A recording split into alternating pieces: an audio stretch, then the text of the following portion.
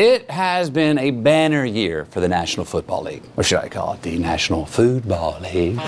From the very beginning, football has been a conspiracy to make us hungry. And we'll call this a pigskin. Make people crave bacon. Bacon. And everybody loves bacon. I love bacon. They do anything to sell food.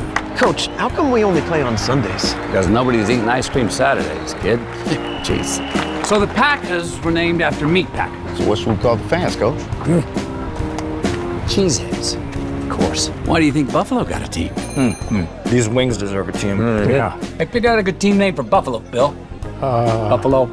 Buffalo. And their biggest game? Come on. Our championship will be a super cup. Can't eat out of a cup, Ted, but a bowl? How about a Super Bowl?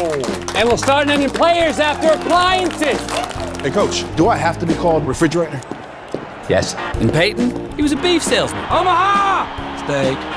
Omaha! Steak. And they're still playing us. This year, we're not even hiding it anymore. We had Super Bowl licks. With a halftime show presented by an apple. In a stadium named after A salad!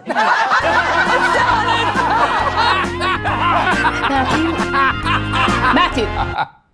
Yeah. Hey. Sorry. You want me to make a movie about a football conspiracy?